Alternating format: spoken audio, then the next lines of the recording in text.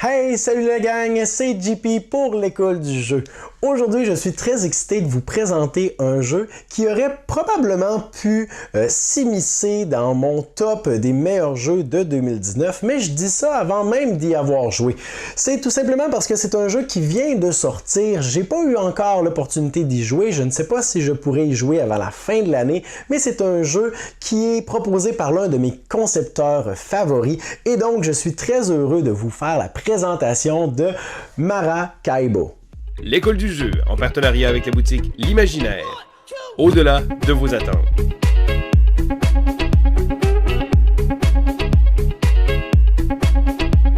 Nous voici devant la magnifique boîte de Maracaibo, ce jeu pour 1 à 4 joueurs d'une durée approximative de 60 à 120 minutes, jeu qui nous est proposé par Monsieur Alexander Pfister, qui est certainement l'un de mes concepteurs favoris, qui a travaillé par le passé sur les excellents Mombasa, Great Western Trail et un peu plus récemment Blackout Hong Kong, donc un concepteur qui a fait ses preuves, qui est connu pour ses gros jeux rafraîchissants avec des mécanismes particuliers. Donc dans Maracaibo, vous avez vu un peu de thématique, on se retrouve sur une archipel, on est incarné par, on incarne plutôt des pirates ou des explorateurs, mais vous aurez vraiment une panoplie de choix dans ce que vous pourrez décider de faire dans ce jeu.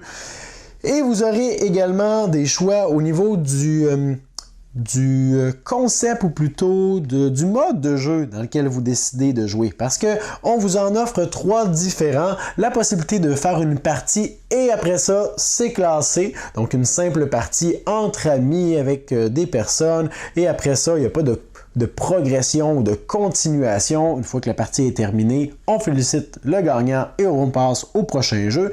Il y a également la possibilité d'y jouer en solitaire avec la possibilité d'affronter un joueur fictif qui aura son propre plateau, un peu sous forme d'automat si on veut.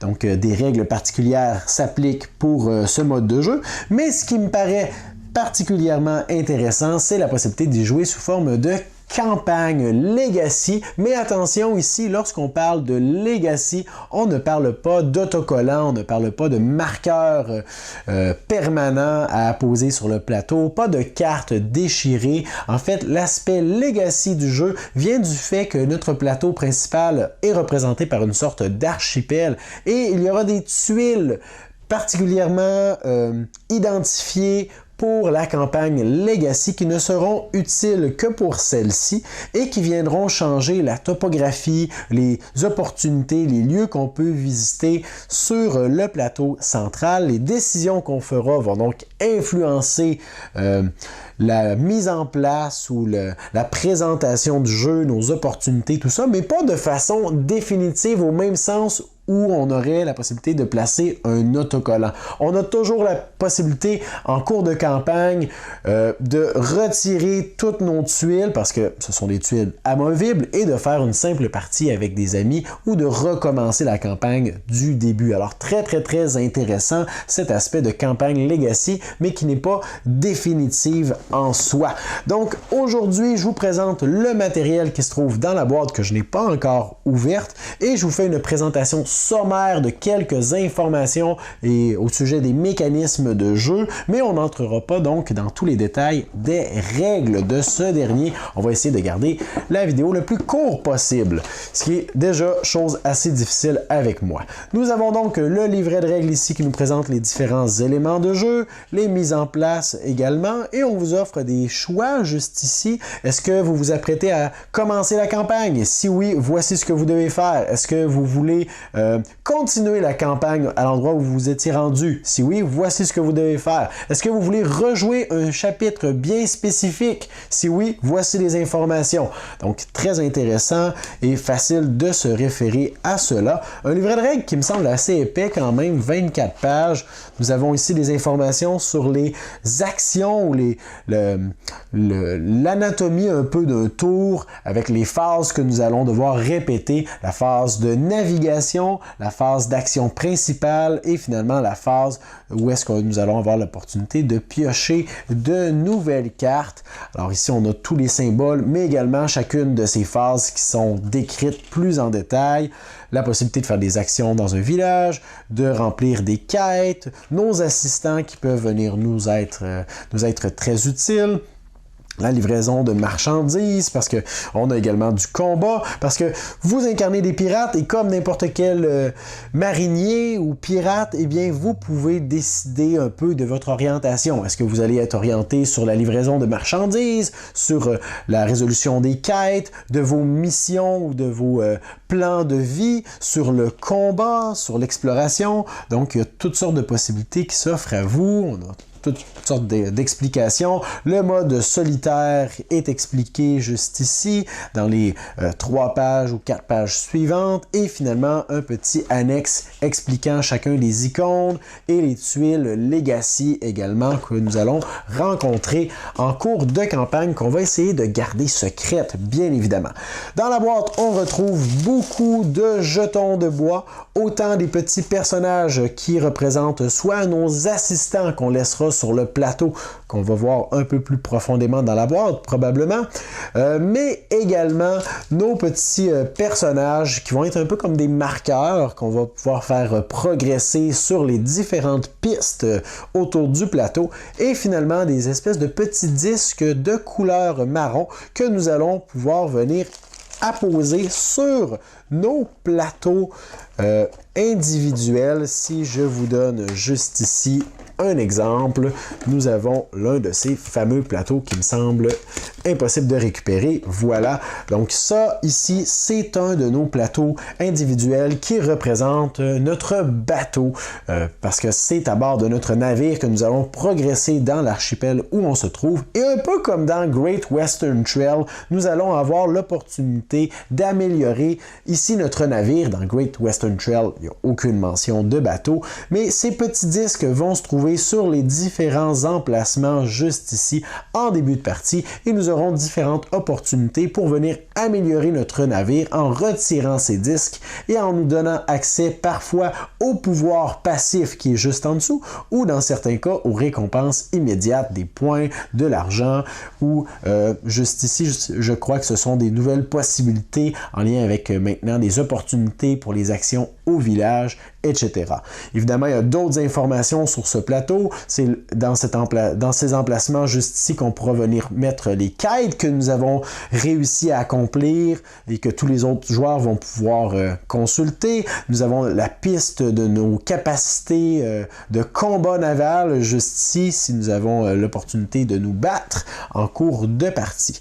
Alors, un plateau rempli d'informations, mais qui sera donc bien utile pour marquer notre progression. Nous avons un petit sac bleu ainsi que des sacs refermables juste ici. Pourquoi un sac bleu? En fait, c'est très bien pensé. C'est tout simplement pour nous permettre de conserver toutes les cartes ou les tuiles Legacy dans ce sac et de ne pas donc les mélanger avec les autres éléments de jeu. Je ne sais pas si on nous demande de conserver tout ce qui est Legacy là-dedans, ou seulement ce à quoi on a accès, ou seulement ce que nous n'avons pas encore découvert, de façon à garder ce sac-là volontairement de côté. Je vais devoir regarder dans les règles ce qui nous est proposé à ce niveau, mais tout de même bien intéressant d'avoir un sac qui est visuellement distinct et nous permettre d'identifier ce qui s'y trouve rapidement. On a encore ici des marqueurs de bois, donc beaucoup de bois et de couleurs dans ce jeu. On retrouve ici d'immenses paquets de cartes. Donc, différentes catégories de cartes probablement également qu'on pourra récupérer en cours de partie. Dans ce cas-ci, ce sont des cartes de personnages influents. Je crois qu'elles sont toutes uniques ou presque, là, je ne sais pas exactement si elles sont vraiment uniques, mais je sais qu'il y en a une panoplie, elles sont même numérotées, et wow, tout ça.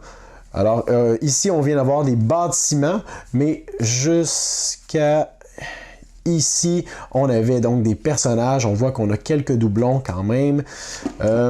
Et sur ces cartes, on a plusieurs informations. Ces cartes sont multi-usages également. On a le coût de la carte, son nom, le nombre de points de victoire que ça peut nous rapporter. Nous avons ici là, différents bandeaux qui sont soit du revenu ou, je crois, des récompenses immédiates. On a des informations qui sont parfois écrites dans le bas de la carte qui nous indiquent des petits indices sur comment l'utiliser. Et finalement, nous avons des options alternatives juste ici. Donc, au lieu d'utiliser cette carte comme étant maintenant nouveau personnage avec qui on peut travailler et qui peut nous donner des bénéfices, on peut décider de défausser cette carte-là pour soit l'objet qu'elle peut nous donner, dans ce cas-ci une carte d'exploration, je crois, ou bien l'ingrédient juste ici, j'ai aucune idée à quoi ça fait référence, on dirait une espèce de racine de plante ou quoi que ce soit. Donc, il serait possible de dire « Je ne veux pas faire appel au docteur et à ses capacités, mais je vais plutôt à la place utiliser la ressource qu'il me donne pour réussir une quête, une mission ou tout simplement une marchandise. » Alors, il y en a tout plein qui fonctionnent toutes de façon différente. On a encore des personnages ici, des ports que nous allons pouvoir construire, ainsi que bien d'autres constructions, encore des personnages, mais cette fois-ci, je crois que ce sont davantage des assistants. Les assistants, à moins que... Non, ça ici, c'était vraiment des personnages qui nous donnent des avantages, alors que les assistants seront des personnages que nous allons déployer sur le plateau et qui vont nous donner des avantages lorsqu'on va s'arrêter près d'eux pour faire appel à leur capacité ou aux avantages qu'ils nous offrent. On a ici un nouveau paquet et je crois que c'est l'un des paquets que je ne peux pas vraiment vous montrer concrètement, mais je ne suis pas certain. Alors, ce que je vais faire, c'est que je vais vous montrer la première carte du paquet. Je crois que c'est le paquet Legacy, justement. On a ici les informations au sujet du chapitre qu'on s'apprête à commencer. Donc, un peu d'histoire pour savoir qu'est-ce qui se passe, qu'est-ce qu'on recherche, quel est notre objectif. Et nous avons ici des marqueurs histoire. Alors, vous constatez que j'ai le jeu en anglais. J'ai bonne espérance qu'il sera disponible assez rapidement en français. Je n'ai pas de date officielle à vous donner, par contre, pour sa sortie. Mais on aura quand même un peu de texte à lire sur ces cartes si on désire suivre l'histoire. Mais sinon, il est possible de bien comprendre et de pouvoir jouer sans nécessairement avoir besoin de toujours se référer au texte. Ce n'est pas un jeu narratif avec immensément de grandes quantités de texte et on a donc des informations juste ici. Et à l'endos de cette carte, on a d'autres informations, mais je crois que ce sont des informations qui sont secrètes, alors je ne vais pas les regarder. Et on en a quand même là près de 89. Je ne sais pas si ce sont toutes les cartes Legacy, mais je vais les mettre de côté et je pourrai regarder cette information un peu plus tard. On a ici encore un autre paquet avec ce qui semblerait être d'autres cartes de personnages et de construction. On a le capitaine juste ici, donc des villes, d'autres possibilités, opportunités. Bien sûr, on a peut-être des cartes qui seront seulement utilisées en cours de campagne. Peut-être que c'est à ça que sert l'endo un peu différent. Et on a ici les fameuses cartes de... Comment est-ce qu'on les appelle? Les missions de vie. Alors, par exemple, si on récupère cette carte ou cette carte en début de partie lors de la mise en place, on doit décider un peu notre orientation pour la partie. Est-ce qu'on va décider de se concentrer sur le pouvoir, donc le militaire, les quêtes, les assistants, l'influence avec les autres nations de l'île ou avec l'aventure, l'exploration, avoir beaucoup d'améliorations sur notre bateau, faire plusieurs quêtes. Alors, on a toutes sortes de cartes qui peuvent nous donner des directions différentes. Ça, c'est très intéressant pour la variabilité. Et dans le fond de la boîte, on retrouve des petits plateaux ici à mémoire. Je dis plateau, mais on parle vraiment de feuilles de papier lustrées. Là, c'est très mince. Un peu plus épais que les pages du livret de règles, mais de simples aide-mémoire pour les actions qu'on peut faire pendant notre tour, pendant le combat. Et de l'autre côté, pour les différents types de bandeaux qu'on peut rencontrer en cours de partie. Alors, on a évidemment 4 aides-mémoire de cette sorte. Nous avons ici beaucoup de cartons. On a des tuiles juste ici. Certaines d'entre elles, à l'endos, sont en fait... Toutes celles qui sont ici sont identifiées avec la lettre L et des numéros. Ce sont des tuiles Legacy.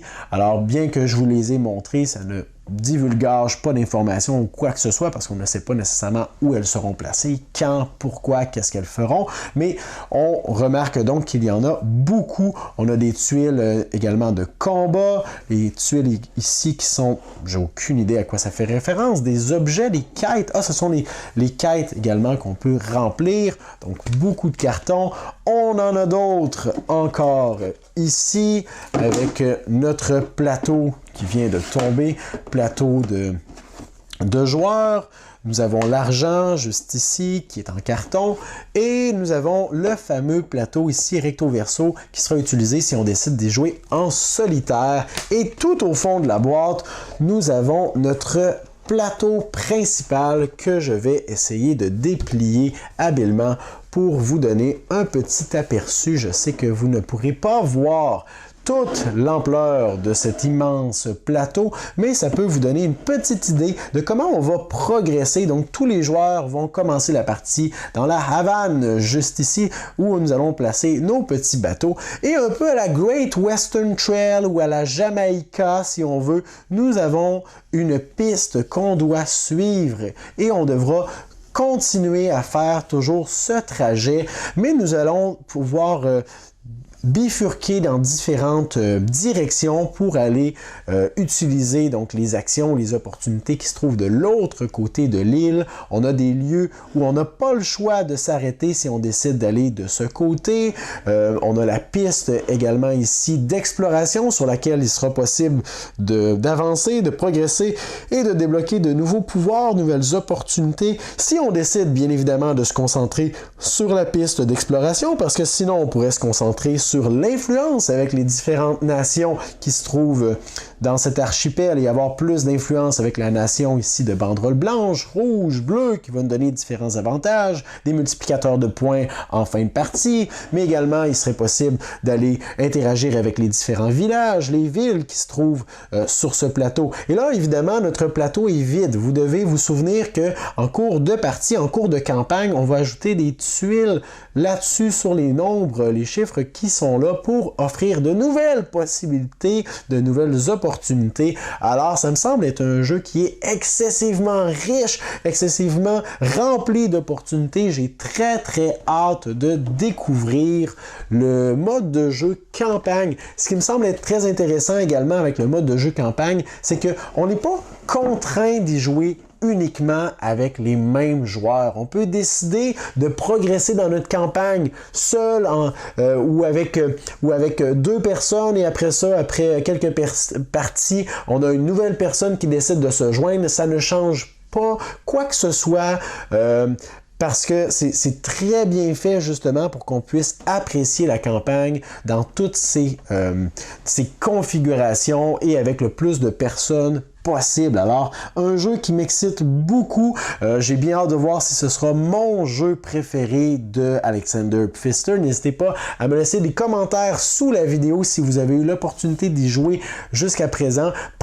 Particulièrement si vous avez expérimenté la campagne, laissez-moi vos commentaires là-dessus sous la vidéo sans toutefois gâcher quoi que ce soit. N'hésitez pas à m'envoyer un pouce vers le haut également si vous avez apprécié cette vidéo. Vous abonner à notre chaîne si ce n'est pas déjà fait. Et moi, je vous dis merci pour votre écoute et à la prochaine.